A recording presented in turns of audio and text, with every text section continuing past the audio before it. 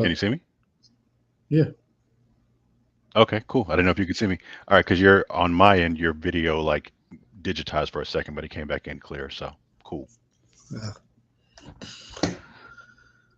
What's going on, man? Not much.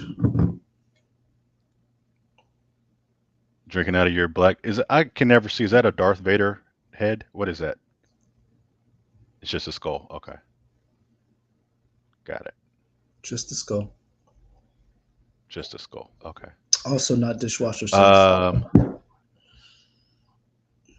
Okay. Um. Cool. What's going on? What are we talking about? Or what's going on in your life? What's happening as we let people slowly come into the chat? Uh, Nothing new. Um, I do want to say that this topic was something we've kind of skirted around, but it was interesting to hear from somebody else. So this topic came from. So for people who watch this, I was having a conversation with a coworker, somebody that used to work with Andre, and he had. We started off talking about, did we see the Bad Boys 4 trailer? And I told him yeah, and he had made the comment about when we were talking about American Fiction, which you did see that in theaters, right? I did. At the Nickelodeon, right? That's correct. So we were talking about the Oscars and which movies we had seen and which movies we hadn't. And I was telling him that that Cord Jefferson had won an Oscar for, and I put in the chat, uh, best adapted screenplay. Cord Jefferson was a staff writer for The Root. Um, when he won, he gave a speech about giving smaller budgeted movies a chance and saying, I know you guys make these big giant blockbusters, but how about instead of making the next $200 million movie, make 2010 million movies, make 55 million movies. And I was like, I was all on board with this take. And Andre was like, he wasn't. And he was saying, I think those days are over. He was saying that he thinks those days of the smaller movies getting a large theatrical run, he was like, when we talked about American Fiction, he's like, that's a Hulu movie. That's a movie that goes straight to streaming. And and it wasn't like a negative connotation. He was like, when you go to the theaters now, if you're going to spend that money, you want to see a car jump 3 buildings like in Fast and the Furious. And it just made me, and we had this debate back and forth, and but I that every one of these topics we talk about does a lot of so a lot of times we talk to other people. You have somebody that you talk to and be like, oh, this would be a good topic for us to discuss here. So if there's a topic, throw it in the comments. We should talk about this or we should talk about that. And if it gets enough traction, I'll put up on the community page and be like, hey, what do you think we should talk about going forward? Get the community involved. That's where I wanted to start off with or kick this off with and be like, is that true? Is the theatrical run for smaller or indie movies over? It's And interesting that you say that. I don't know that it is. I having said that, I just saw Dune 2 today. I mhm, saw Godzilla X Kong, The New Empire yesterday, mhm, and there is something for seeing a big budget movie on the screen. Um, for Dune 2, we actually watched Dune 1 earlier in the morning just to kind of remind us of what everything was going on and all the characters before we saw Dune 2. And it was interesting to mhm. see Dune 1 on a TV screen versus seeing Dune 2 in the theater. There is something to be said for seeing a big budget blockbuster on the screen. It just pops. Everything about it is great, especially when everybody in the theater is all on board on it. You kind of ooh and ah at the same time. You laugh and cry at the same time. Experience that you may not get watching something like that on TV. Um, but I think there's something for at least now. I think there's something for seeing smaller movies in theaters. Seeing American Fiction, and these are just top level thoughts. Seeing American Fiction at the Nickelodeon was nice because the theater was packed and everybody was kind of on board to see the same or get Mhm. be invested in the same experience, whatever that was going to be for them. So that was interesting. I do think it's tricky because the biggest X factor is whether or not people will want to see the movie if it's in a bigger theater or a smaller theater. Like putting something like American Fiction in the Nickelodeon works because it's a smaller theater, so it's easier to get a sellout crowd for that. You don't have to sell as many tickets, but trying to put it in a AMC or a Regal may not be as easy. Well, I mean, so the widest release it had was 1,900 screens, 1,900 theaters. So I don't Okay, know. It depends on how many, and also how many times a movie is shown depends on how long it is and how many sure. screens it gets. So opening weekend, it made $224,000 according to Box Office Mojo. It was in 7 theaters at the time. It came out December 15th of last year. It's a 2-hour movie. It's considered a comedy and a drama. It was in the running for uh, Best Actor for he's right there on the top of my. I can see his face. The Watcher. I have it right here in front of me. Um, but when you think about like, oh, where did cast and crew go? That's weird. I have to admit, I really hate the new Box Office Mojo ever since they changed the everything and put it behind a paywall. Sure. But it was up for a bunch of different Oscars, Yep. and it's funny because as much as I disagreed with him, the more I thought about what he said, the more I honestly came around to okay, there's something to that. And it also made me kind of jump on board with Jeffrey friend of the Wright. show, Jeffrey Wright, yes. Um, I almost said Michael Chiklis. Wow. Um, I, I don't. yeah, We should do a deep dive. How did you what? I don't know how my mind works. I don't. I'm But just curious how you got there from but that. Okay. it did make me think about when Scorsese, Tarantino, when everybody kept coming up and kept complaining about the MCU and about these, and I felt like the MCU got slagged for a lot of things that were wrong with the movie industry and theaters and all that other stuff because they were the biggest target. But I feel like big blockbuster movies have been doing this for years and they didn't say anything. It was just that the MCU took off because I felt like the Fast and Furious has been doing this for 10 movies and nobody said shit. Yeah, but you also don't So get 3 or 4 Fast and Furious movies every year. I agree. And that was, and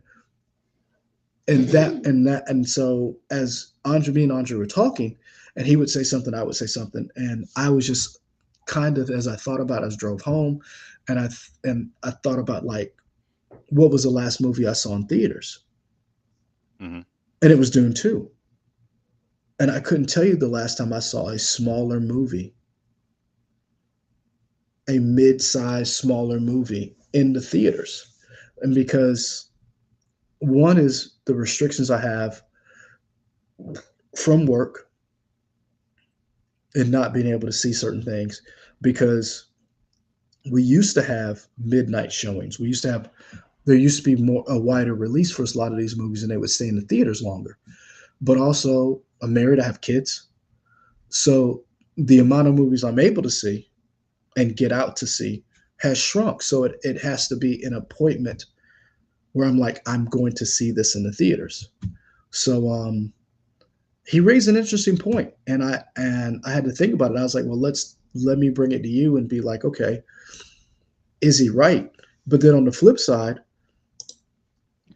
Axios did an article on March 10th about how the budget of Oscar Best Picture nominees and winners are usually the mid-range budget to low budget movies.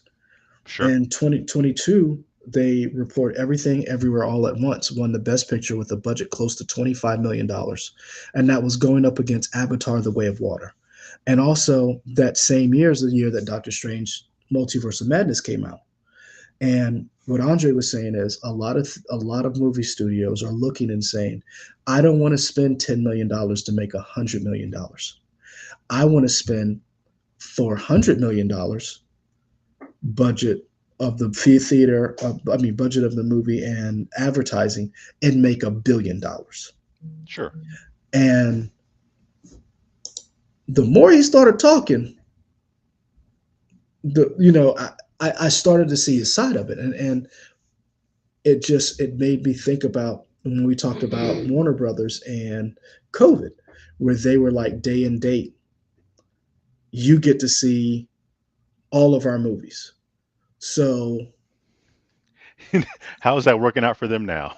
and now here's the thing, it's not, but at the time, no one knew what to end. Hindsight 50/50, yeah, it was in the short term, but you pissed somebody because out of that idea, Christopher Nolan said F you and took his whole sandbox to NBC Universal. And he literally left. And then what did he do? He went and made Oppenheimer. He made Oppenheimer Hmm. and he took it there and did a huge sweep at the Oscars. Um, but I didn't see Wonder Woman. I didn't see Dune in theaters. I watched them all on a streaming service. And that's the big budget stuff that I normally would have gotten out to see. It just made me Hmm. think about. Yeah, I wanted to touch on one comment, or a few comments, but one from Kay in particular. Kay said, and I'll highlight it here. Let me find it. She talked about her movie going experience, how it had changed. Here we go. I stopped going to the theater for smaller movies. I'm sorry to say, between loud people, low brightness, and projector bulbs, ticket prices, and people on the phone, I minimize my movie going experience. And Kay, I'm curious, do you have any type of boutique theaters or artsy, art house style theaters, for lack of a better word, near you? Because I'm curious if you would go to those, maybe you would have a better experience. Because I feel like people that go to art house style theaters have better movie etiquette in general, I think, because they kind of know what to expect there, so they're not going to be on their phone and be loud for the most part. I was just curious, Kay.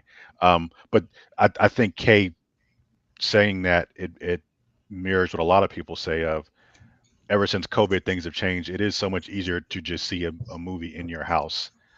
And every time I go to a theater now and somebody turns on their phone for a second, I'm like, man, I could just see this at my house. It definitely sucks. You can pause it. You can use the bathroom when you want. You don't have to miss the story. When I saw Dune 2, and I really enjoyed Dune 2, but it was long. I was like, man, I got to use the bathroom, but I don't know when I can use the bathroom when there's a slow part. So I just essentially had to wait for the entire 2 hours and I 50 can, plus minutes of that I movie. can honestly say I've never, and that may change as I get older. I've never left a theater to use the restroom, no matter how long the movie is. I've never done it, and I hope to never do it because I crave that experience of seeing something that somebody made on the big screen. But also, I think one, people don't know how to act in general, Sure. and I say that because I went to Walmart the other day after lunch, and as I pulled into the parking lot, I didn't park in the space that was closer to the store. And the reason why is because there were 5 shopping carts that people just left out in the street. And it was literally a parking spot. Like I could get out, walk right across the street. And not on, and it wasn't like 50 feet. We've all been to a Walmart. We know exactly where those shopping cart things are where you can just put your cart there. But people are so lazy to that they couldn't do that. And if people can't do that, they don't. I don't. I want to. It's almost like we're selfish in the sense of people don't care about your movie experience. They don't like, I'm on my phone, I want to be updated on what's going on. And it's like, no, you came to the movies to see this film for us to Hmm. have this shared experience. And I I get why people are not willing to go to the theaters. And we talked about this, me and Andre, where I was like, the theater experience has changed because we as a society has changed. Um, a lot of people are scared to go to the theaters, whether it be COVID, whether it be a mass shooting. Sure. I mean, these are things you have to contend with now. Largely populated areas are, whether it's the mall, the church, you know, whether it's schools, these are soft targets that are right for someone who is ill fitting in our society to take whatever problems they have out on us. So Right. you have that. You have people who COVID has changed the entire way how we deal with things. So you have those things as well. You don't have midnight showings anymore. There are less movies being played on theaters. And let's not even talk about On the top fact of that that, on top of that, not only do you have like fewer midnight showings, if any at all, also movies start later in the day now, or at least here where we live. I don't know if you've noticed it, but sometimes you can find a movie at like 9:50 in the morning, 10 in the morning. I don't see mhm, those anymore. Now they start no, 11:50 noon. at least noon or 1 o'clock. Yeah. And then two, let's not even talk about pricing. So Hmm. like if I'm paying $100 a year for Max or Netflix, which is I think $15 a month, whatever the streaming service is, you're going to wait because why would I pay the equivalent of a monthly fee for the streaming service at the theater on top of popcorn if you want it, drinks if you want it, and that's just a ticket for you. Hmm. Like if you like, and that's a matinee when you think about it. Like we live in Columbia, South Carolina. The most our movie tickets cost is what, $15?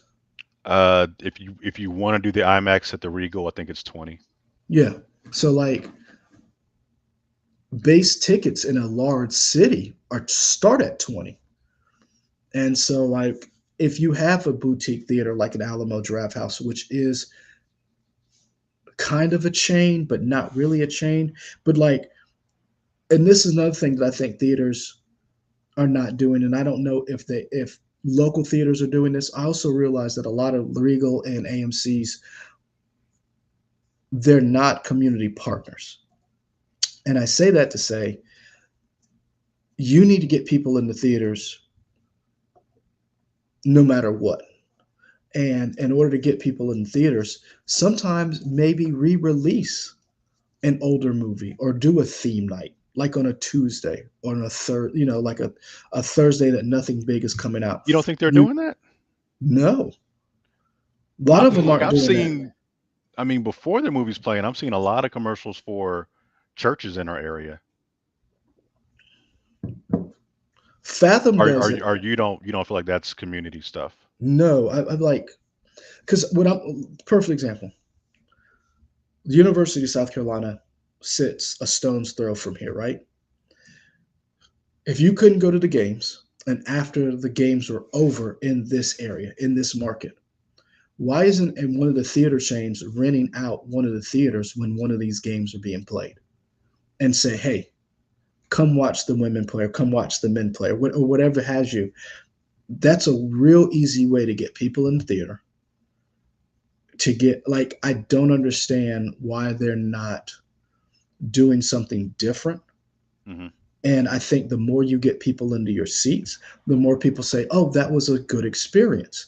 And say, oh, maybe this little film that you were interested in, based on that experience that you had with this event, you'll go to the theater a little bit more. And Well, that's I just me. almost go ahead. Sorry, I didn't mean to cut No, you I off. just that's just me just thinking about, in order to get people to the theater to watch these films, you have to have a connection with the theater, with movies. And I think a lot of people don't have that connection like they used to, where film made as meant as much to them as it did in the past. And I think there's a variety of reasons. One, it's because of the phones. I think the way we ingest media has changed, and I think the way we watch media has changed, and the way we view media as disposable now because of the streaming services has changed.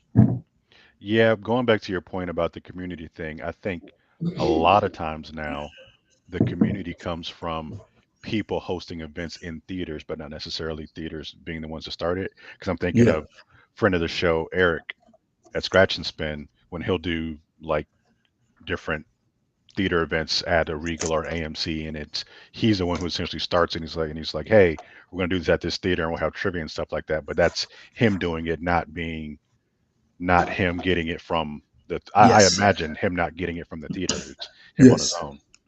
And here's another thing too. I don't know if everybody knows how to do that or has a connection, because when I used to work at 7SI, I used to try to get When you manage them it, to. I'm thinking of a word starts with an F, and another word starts with a U. Well, a Y has a U in there. Anyway, um, fudge you. I did not manage that store. Stop saying okay, that. sure. But I was trying to come up with ways for us to like have this idea, because I think that's one of the things, you're right, that Scratch and Spin has done and has had. They've done the midnight comic book release. They've done record store day.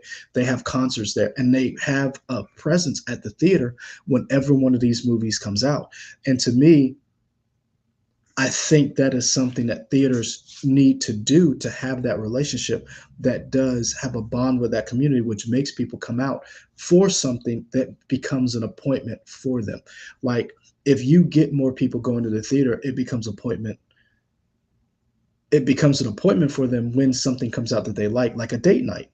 Yeah, as you say that, I was thinking going to the movies 2 days in a row within the last 2 days here definitely makes me want to go back to the movies because Monkey Man comes out next week. I'll probably want to see that in the theater now. Yeah. When before I could have just waited till it came out to a release. But like, oh, you know what? I'm kind of liking this.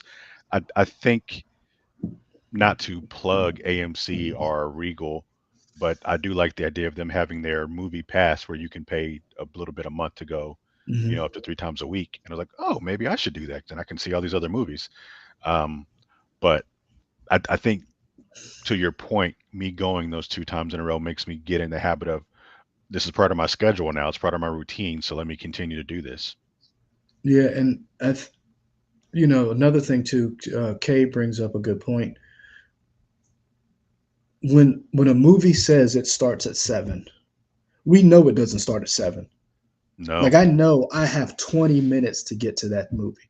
Like, I was actually shocked when John Wick 4 came out, and I was like, "Oh, this shit started?" Like, I was offended because you usually get about 10 to 20.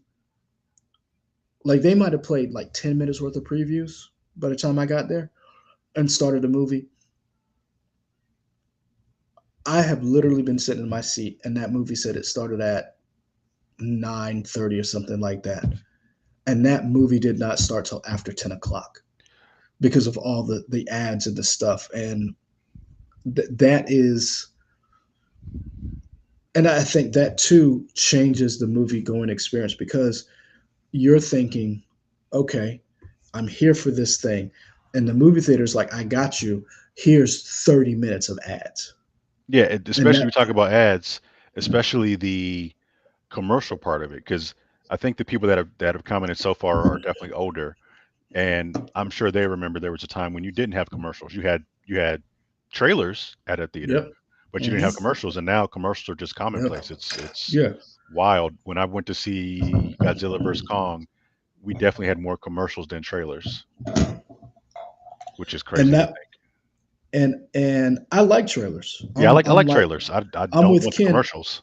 I love trailers. I don't care about whatever Alka Seltzer's new product is or whatever, The you know. M&M commercial where they got to defuse the bomb.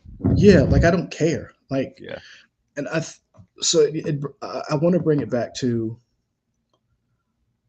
the idea of, because I think the movie going experience has changed because we as a society has changed, but I also think there has to be a place for a film like, perfect example, Past Lives was made on a budget of $12 million, right? Past Lives made um, total $38 million, $38 million, right? Um, I want to see that. If I could have seen that, I would have loved to seen Past Lives in the theater. Um,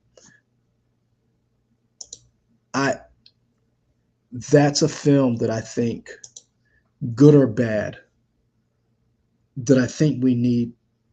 That experience of having a story like that told in theater, to me, needs to be saved, because that's a story that needs to be told. Uh, I'm I really missed out on seeing like The Blackening, Polite Society, because as Andre, me and Andre were talking, he was asking me about comedies, and he brought up a good point. You don't see a lot of comedies anymore in the theaters like you used to. Like Will Ferrell used to kill it by having a comedy in a theater once every few years. And I think Holmes and Watson was the one. I remember that because me, Katie, and our parents went to see that over a holiday, and I fell asleep during that movie. One, I was tired. I think I might have been coming down with something, but it's the first time I fell asleep in the theater.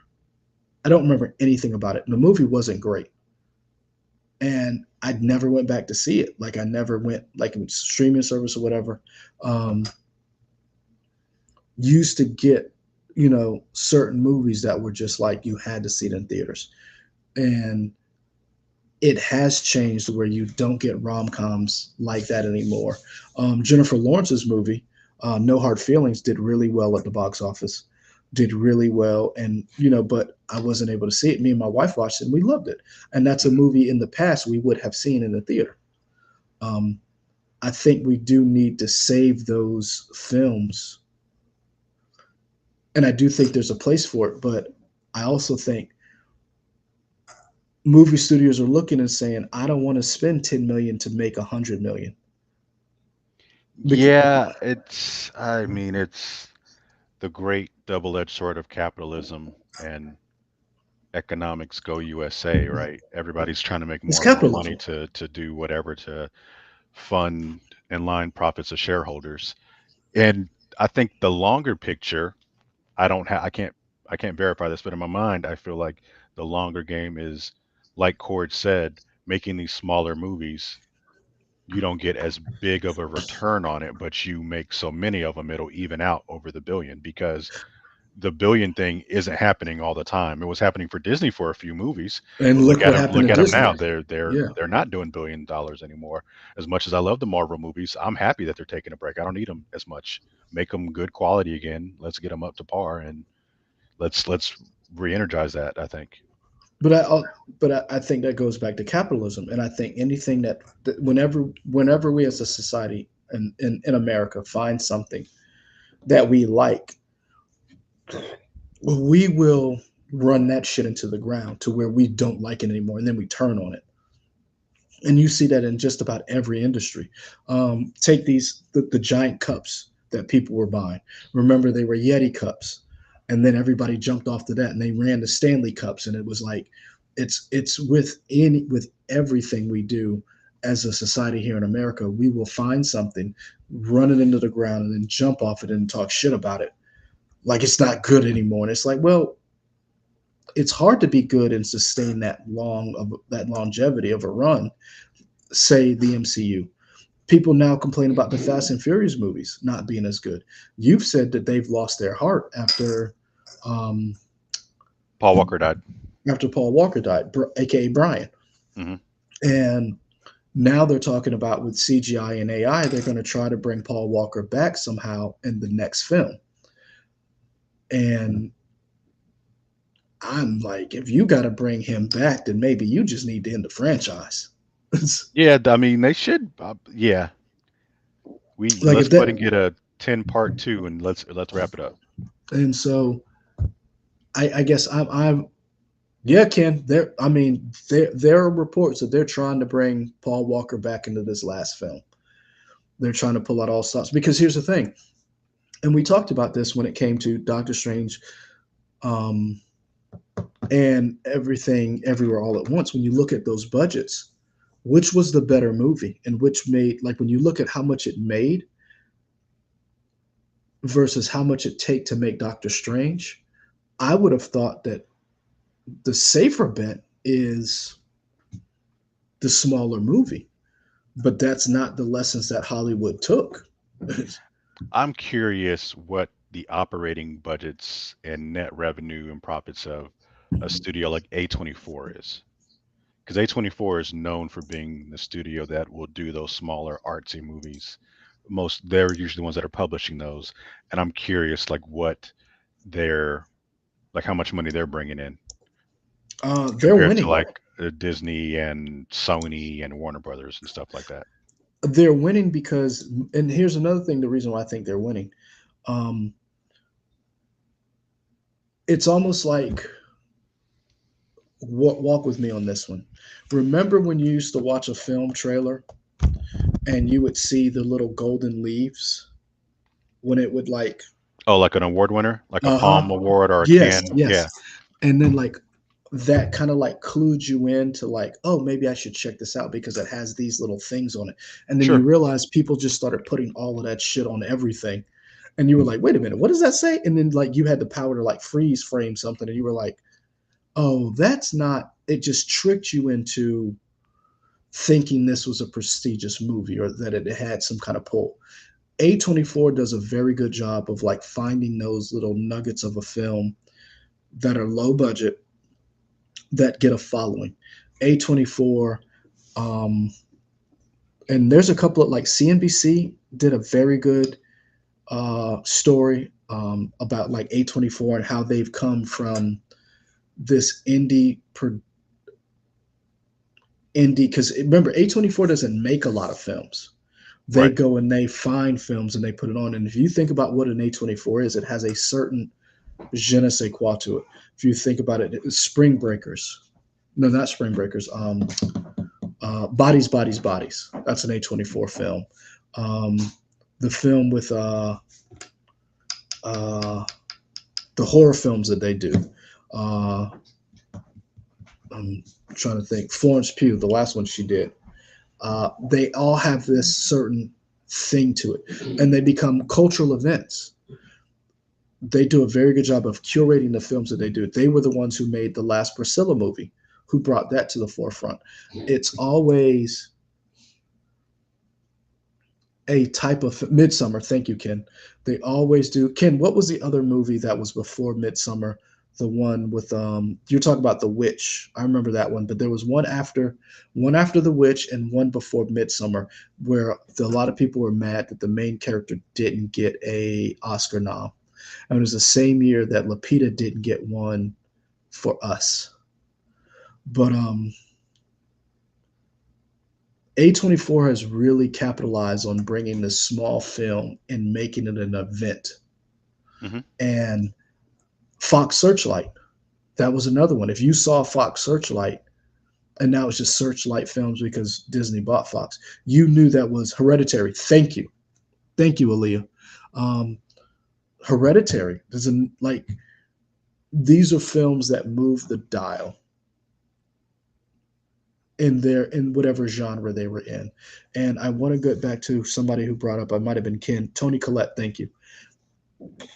Um, Australian talking Treasure, about Tony Collette. um, somebody brought up how horror movies have uh, Ken. Yeah. and he's right. Horror movies have long outperformed small budgets. I mean, he's totally right. Me and my wife were talking about like the Blair Witch Project was made less than $1 million with found footage. Literally changed the game because everything became found footage. Hmm. Cloverfield, found footage movie. Um, Horror movies have notoriously had low budgets, no name people, and they made a fortune off of these movies. Bloomhouse, perfect example. The Insidious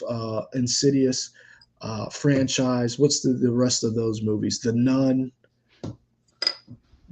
They All that have a stuff. whole Yeah. get. So I just as much as he was as much as I profess that we should keep the small budget, medium budget movie, he brings up Andre brings up a very good point of these movies don't get the box office and attention, even though some of them may change the culture or get the prestige at the Oscars or the Golden Globes. Yeah, but I think because of that, because of the thing you just said, because they continue to still get the prestige. I don't think they're ever going to go away.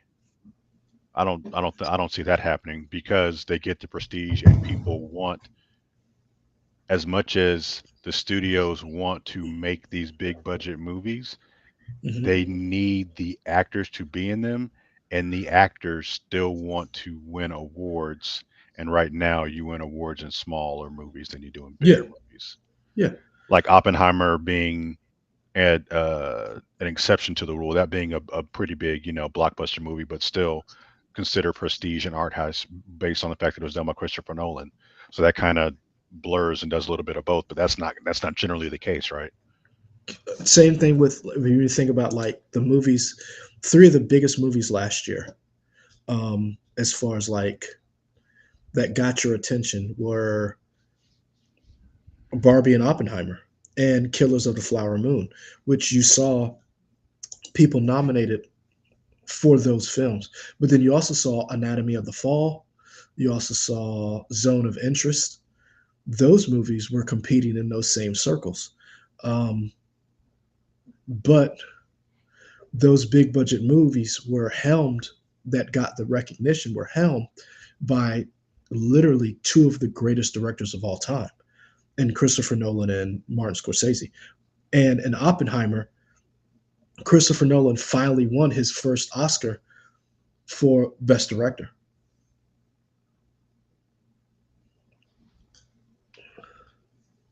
That's interesting. Ken, I never realized he hadn't won before. yep, he has not. Ken, and here's the thing that people were talking about. Steven Spielberg was the one who gave him the Oscar, who presented the Oscar to him. Um, Ken, I disagree with the comment, and I want to highlight Ken's comment. Give me a second. Uh, I do disagree that movie press isn't focused on smaller movies. I think the mainstream media isn't focused on it because if you look at the trades, Deadline, Variety, um, what's another? Uh, Those are the two big ones that I know of. yeah, those are the I two guess big ones. Hollywood But it's, Reporter, maybe. oh, yes, thank you. That's another one. They are always on top of like the smaller films, the budgets, and all that stuff. I think when it comes to our industry, whether it comes to like your news industry, your CNN, and your like, they're the ones because it almost seems like you have to make and have a budget of X amount of money to get on to move the needle where you're like talking about on CNN or like think about it. When was the last time in your newscast, excuse me, movie news was made it? Out of all the stuff that you had to report on, when was the last time a movie made it into your newscast? I don't think. I mean, the closest thing would have been Alec Baldwin's stuff The with Rust, Rust. the Rust stuff. Yeah. And so Yeah, like it's hard to break in with everything going on for the mainstream media to catch up. And it's also weird because you want more publicity. It and that's the problem. You have an entertainment sector like Extra, TMZ, which is more focused on the sensationalizing the movie industry and not necessarily talking, you know, having a sit down conversation with someone about making poor things or sitting down with Core Jefferson about because he made that comment and I put it in the chat where he talked about I'm not vindictive. I'm not saying this doesn't come from a very vindictive place, but I understand this is a risk averse industry. But talking to him about the process of like, you're a 40-year-old black man who made a movie. Where in the frick does that happen? You see, like having that conversation. Where are those outlets that are doing that? that moves the needle and so that's where we are right now, where Emma Stone has won 2 Oscars, and as big as those stories are that she won those 2 Oscars, it's almost like who cares? Does that make sense? And that's kind of how I feel. Like who cares? And then when you think about Lily Gladstone was nominated, this was I believe the first Native American woman nominated for a Best Picture award, and it's 2024. And so like I feel like you need those smaller films because that's where people are going to get those breaks. Sure. That's where people are going to get to tell those stories that you know, I'm not going to see a gay man lead an action franchise like Fast and the Furious. But I would if it was a smaller budgeted movie. Uh, Yeah, I wonder. So as we talk about this, what the problem is, do we have a solution for it, or is it just a thing of us just, it is what it is, and that's the thing? Because I I think say this that I don't know that I have a solution. I'm just curious. I think it's a twofold attack. I think theaters have to start demanding from the studios. You need to start having more room for your smaller movies. I think um, I do. So there was I can't remember what that company was, but there was a company. Was it United Artists? Where basically that was run by directors, producers, actors. Um, I've heard the name United Artists, but I don't know their backstory, so I don't know if yes, I'm so granted. I believe it was United Artists that basically the studios were being studios, Hey, capitalists, side note, and you paying attention to the Clemson Alabama game? no, I don't watch. I can't watch sports anymore. Okay, cool.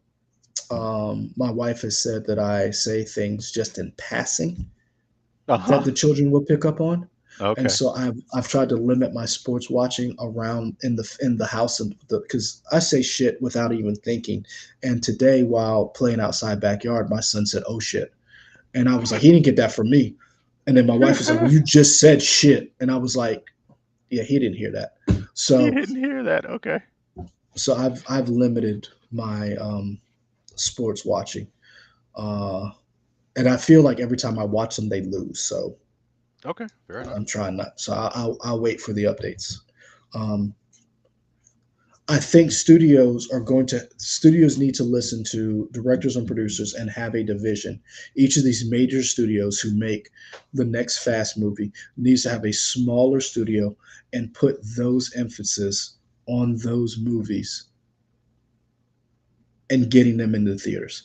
I think too another thing that really hurt them was Miramax going away. A lot of people don't realize having Harvey Weinstein not be around, and I'm not talking about all the heinous stuff that he did. Oh, I'm sure. talking about having Harvey Weinstein and Miramax not around to have those smaller budgeted movies has hurt the movie industry. And Yeah. I'm not saying we make excuses for him. I'm not saying let's bring back Harvey. No, I'm saying Somebody else pick up Mir. that mantle. Yes. Yeah. So I think that's part of it. And I also think movie studios need to stop looking at the bottom line and looking at the stock market and stop saying what's the next big thing and looking at regurgitating IP, remakes, and all that other stuff, and start looking at do you want the next Star Wars? Well, you're not going to get it remaking something over and over again. You're going to have to trust an auteur and someone who's going to bring you an idea that okay, let's see how this goes. At the time, Star Wars was made on $11 million. No one thought it would work to the point where they sold him the toy rights, which I'm Right. quite sure every studio was like, man, we should never do that shit again. Right. So that's why I think the movie theaters are going to have to start demanding more and say, hey, we need to have a sit down and change how we do things. And I think movie studios need to change how they do things. And the biggest one, Disney, is noticing they have to change things because they realize how bad they messed up. with these overinflated budgets when you look at something like Godzilla minus one and the budget that they had and the VX effects that they had, and they just won an Oscar. Right. Yeah, I wonder if we don't bring back some sort of apprenticeship program between studios and movies where like a big name director works with a small time director to help get their film seen by bigger people. Somebody like a Martin Scorsese or Quentin Tarantino works with a Cord Jefferson or something, said, hey, this is, and I kind of like, because Jordan Peele, he's not the biggest name, but he's definitely made a name for himself. And I feel like Jordan Peele is kind of that person. And maybe it's already in place because a lot of times big name directors will be producers. So maybe that's kind of the apprenticeship program, but them putting their seal of approval on something kind of helps get more eyes on it. Well, we have seen that. We You bring up Jordan Peele. We've seen that in his last two movies. Jordan Peele has done that with Dev Patel. He's the producer behind Monkey Man, and Jordan Peterson was the producer behind Candyman, who was a black female director. I can't remember her name right now, Nia but DaCosta, thank you. Because didn't she do Marvels. Marvels? Yes. Yep. Um, so he did produce those films. So I think you're seeing a little bit of that, um, helping other people get their theaters or getting their movies into theaters in that way. But I do think you're right that we do need to see more studios saying, "Hey," but I also think that takes a change in how movies make studios make movies, because it's a very opaque and arcane system because they're all trying to screw each other over the money. Yeah. And I think that if there was a better system, that apprenticeship would happen. But Yeah. I think a lot of go ahead. Well, I was going to say, Kay brought up the point that theaters might not have much bargaining power, which I agree. I think in this whole chain of directors and studios and theaters, theaters probably have the least amount of power. That's why they charge. I mean, part of the reason why they charge so much for concessions is because that's kind of the only thing where they really make money because they don't really make money so much off of box office tickets because all that's going to the studios. They're getting all their money from concessions and stuff. True, but I also think movie studios or movie theaters shot themselves in the foot by jacking up the prices of all of this concessions, because we all know that stuff does not cost that. And we all know, because the joke for the last 20 years is sneaking food in the theaters because the concessions are so high. We all know sodas don't cost that much. It's syrup. Right. Your slushy doesn't cost that much, but I'm not saying that they shouldn't be allowed to make money. That's not what I'm saying. I'm saying that if you look at exactly how many theaters are out there, and when you have think about this, like a city like Columbia, how many of these indie movies actually make it here? So if you have a city that's a capital city, that's a major university, sits in the middle of the state, imagine if you're in Biloxi, Mississippi. Imagine if you're in Aiken, South Carolina, or Orangeburg, South Carolina, that has one theater. When those big blockbuster movies come, it's on every screen. So these theaters are getting their movies pushed out because they've had this deal. And I think if they collectively said, hey, we need to change how we operate because we're going to die, and then you're not going to have a place to show your movies. I think the symbiotic relationship has to change. But Andre brings up a good point. Right now, I did not get a chance to see Teenage Mutant Ninja Turtles in the theater. I'm watching on Amazon. Okay. Aquaman, Lost Kingdom. Didn't get a Yeah, chance to see you it. don't need to see that in the theater. Have you seen it yet? No, Ooh, man, that's a rough watch. I'm gonna watch it. That's rough. So yeah, um, that's my take, and I guess it's a different look at saving the theaters, because I don't think we can save. I don't think this conversation about saving them, but it was more or less like, why are we not seeing this, and can we? And two, I think the other part of that, I think it's a tripod. I think those two things that we talked about are are part of the problem, but I also think part of the problem is us. As a movie going population, we have to go and seek these movies out. So when an American fiction comes to theaters, we have to go and see it. We have to support when Past Lives comes. Um,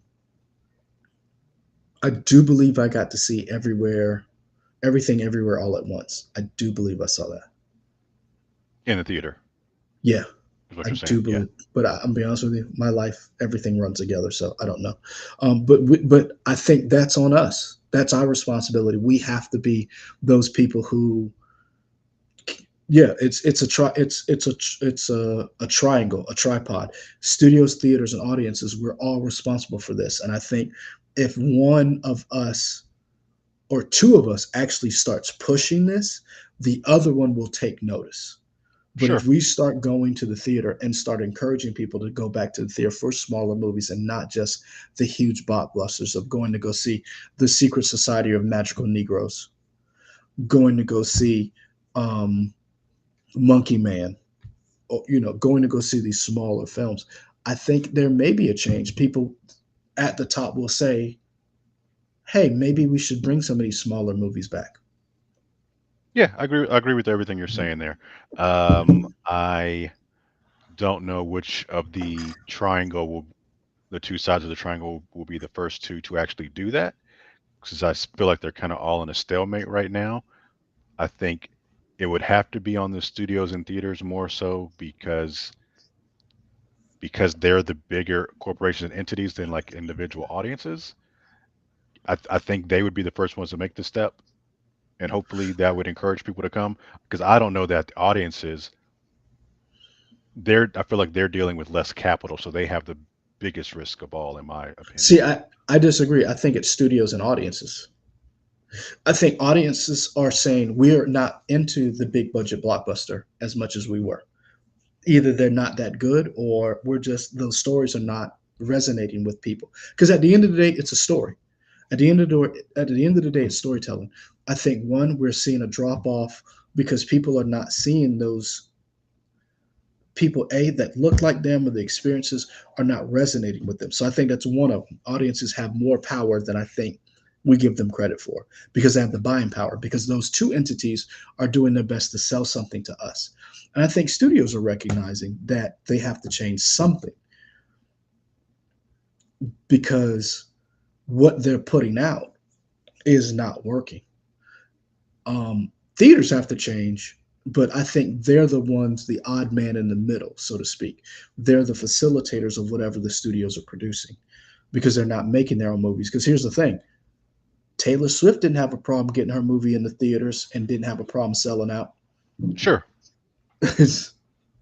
but that and to Taylor's credit, she deserves to get her bank, but that benefited her. That didn't help theaters at all.